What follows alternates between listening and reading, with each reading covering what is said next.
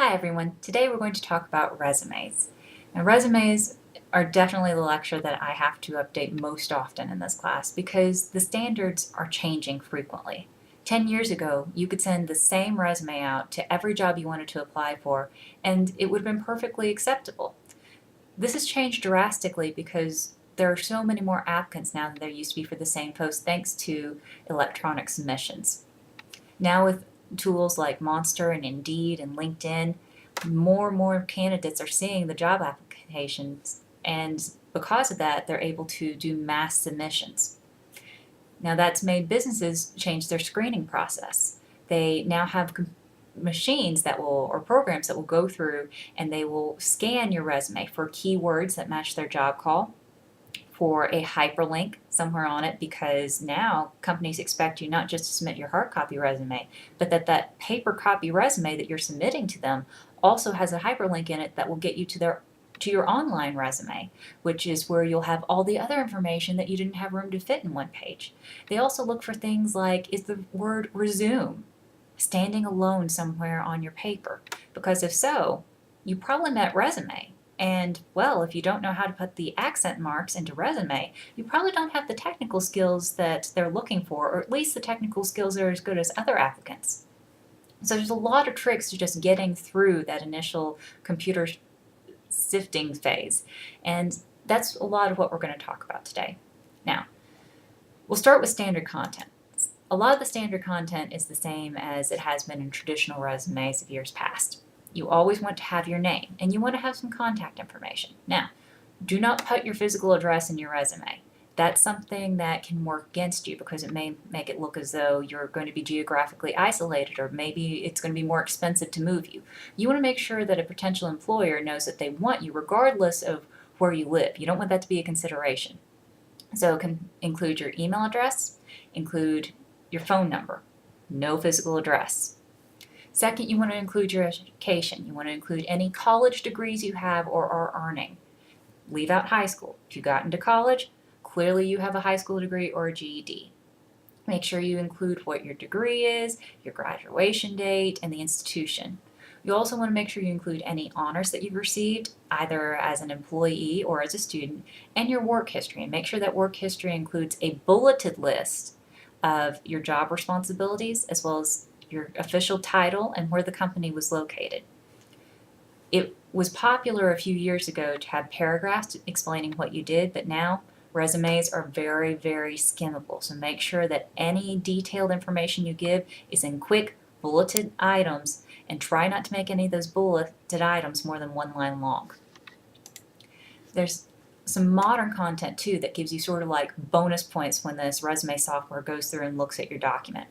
The first is if you have any foreign languages. The world is getting more and more globalized, so individuals who can speak more than one language are becoming really coveted. I've had an opportunity to work overseas a few times, and every time I do, I hear the same joke. What do you call someone who only speaks one language? American. Well, I'm in that boat. I only speak one language, and I really wish that I spoke more. So if you have an opportunity as a student to still, before you graduate, to take some foreign language classes, you really, really should. And it's okay if what you're saying is that your secondary language is Spanish and it's basic.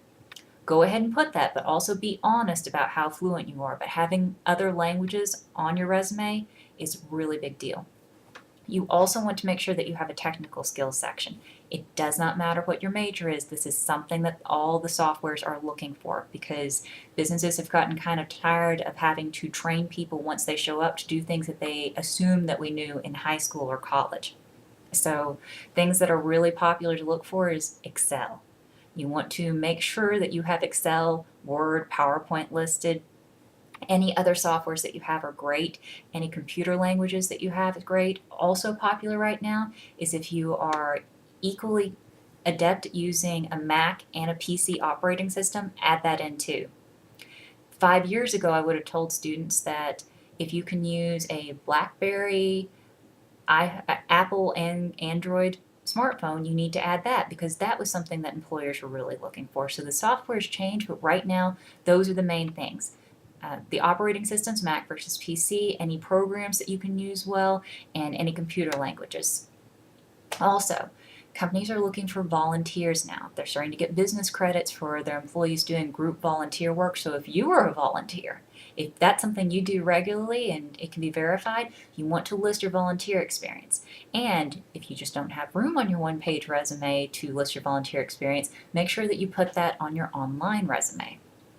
Now, speaking of your online resume, you must have a link to an online resume. We'll talk about some free options for that in a minute, but either in its own separate section, online resume link, and your URL, or up in your contact information where you have your name, your phone number, and your email address, you've got to include a URL to an online resume.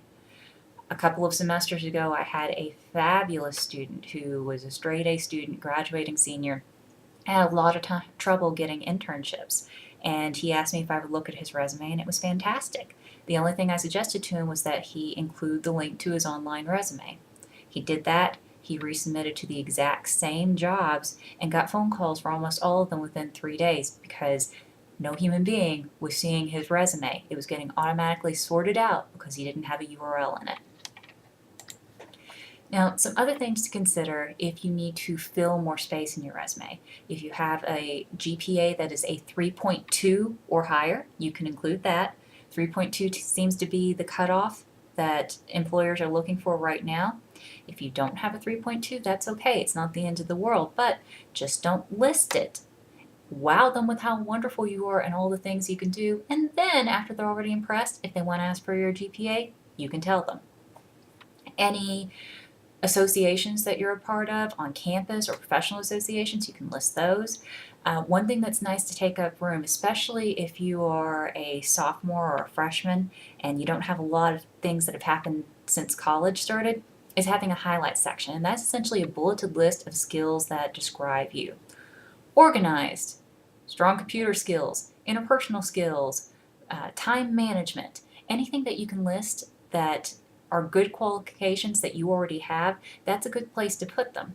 And another nice thing about the highlight section is because you want to make sure every time you submit a resume to a company, you're using their words off of their job call. That means that you can easily edit your highlights list so that you make sure their wording appears in your resume. A couple of things to avoid. Don't have an objective statement. Objective statements kind of started falling out of vogue about 5 years ago, and according to what I read in Forbes recently, it's just they're done. Objective statements immediately say that you have not had any training on how to update a resume in a very long time. Once upon a time, objective statements were important because you would send a resume to a company, often not even knowing if they had a job opening, and you would say, my objective is to get a job doing the following things. Well, now you're going to be applying for a very, very specific job with very specific responsibilities. And so because of that, it's clear what your objective is. Your objective is to get that job that you just applied for. Second thing, anything from high school. It doesn't matter if that takes a lot off your resume, but if it came from high school, you've got to delete it because employers have no way of knowing if when you were in high school you did those things because you were self-motivated or because mom and dad made you. So they only want to see the things that you have done on your own. Now, formatting. Got to keep it to one page. Cannot go beyond one page, but anything that goes beyond one page, you just add that into your online resume because they're going to go look if they're interested in you. You list everything in reverse chronological order, so at each section starts with the most recent and then goes down to the first things that you did chronologically. And you want to design it for skimmability. Use bold text, use underscores, use highlighting, use bullets. Make sure that they can digest everything in 30 seconds when they look at it. You also want to make sure that the header for your resume matches the header for your cover letter. Now, we haven't done cover letters yet, but however you design your header, you want to include that in your cover letter because they are a match set. You want to make sure you use the whole page too. It's okay if you need to make your font a little bigger or have a long highlight section, but if you don't have a full page, you're probably going to get glanced over because other people are able to fill that whole page with reasons that they're a good fit for the job. Now, let's talk about your online resume options. As a business major, the preferable online resume for you is actually a LinkedIn account. A fully developed LinkedIn account works very well as an online resume. If you will go to www.linkedin.com, it's a free account. You can set it up with your A&T account, and it will actually design itself for you just by asking you questions. It will start with what your name is and what your email address is and whether you're in school, whether you've ever been employed. It will walk you through all the content you need to add and automatically build it for you.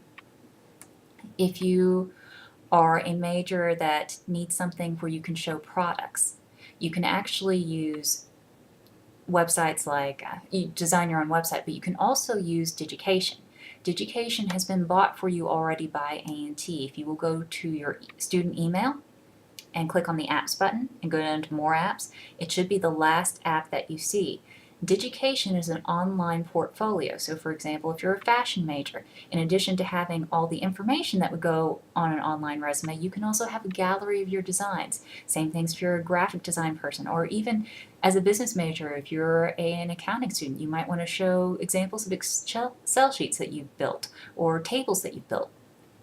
So those are both free options that you have that work wonderfully as an online resume. All right, let me know if you have any questions.